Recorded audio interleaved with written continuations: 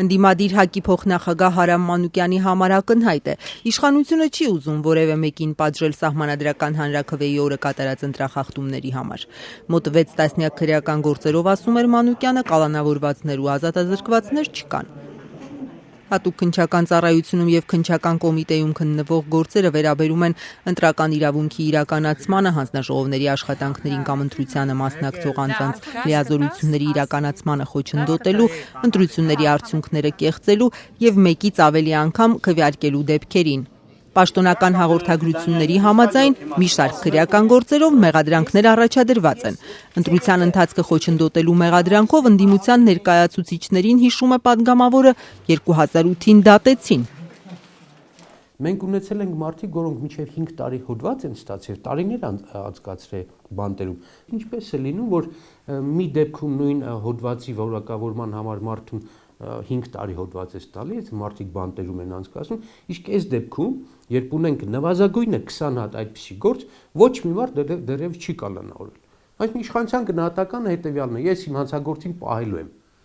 Մանուկյանը կարծում է, իշխանությունը խնդիր է ունենալու միջազգային կառույցների հետ։ Հանրաքվեի օրը միայն ՀԱԿ-ի ներկայացուցիչները հանցագործության մասին 130 հաղորդում են ներկայացրել։ Որևէ իրավաբանի, որևէ միջազգային կառույցի դու կարող ես բացատրել, որ 530 հայտարարություն է եղել, 130 պաշտոնական հիմնավորված փաստաթղթերով, կասետներով,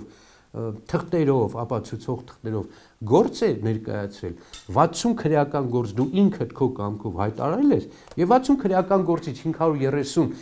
քննվող գործից ոչ մեկը չի կալանավորվում։ Ընդդեմ ձեզ ասում եմ, հոդվածները խիստ են։ 2-ից 5 տարի հոդված։ Միջազգային դիտորդներին ինչ են ասելու, որ բոլոր գործերը ջուր էին, շարունակեց Մանուկյանը, խոսելով կոնկրետ դեպքի մասին։ Աջափնյակում մի տեղամասում ներկա է եղել ԺՄԻԳ-ի դիտորդական առաքելության ղեկավարը եւ Դուգլաս Վեյքի ներկայությամբ, ինչ ինքը ձայնագրել է, տեղի ունեցել ծեծկռտուք, խախտումներ, հարյուրավոր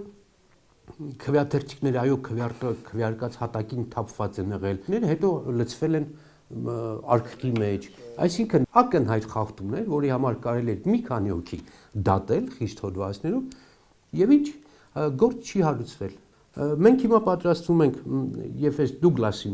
ներկայացնել։ ՀԱԿ փոխնախագահն ասում է, հանցագործներին պատժելու գործում հետևողական են լինելու։ Ուրեմն մենք կարող ենք բողոքարկել մերժված գործերը, մենք կարող ենք բողոքարկել կարճված գործերը։ Եվ կռիվ տալու տեղ կա 149 հոդվածով, որտեղ 20 գործ քննվում է,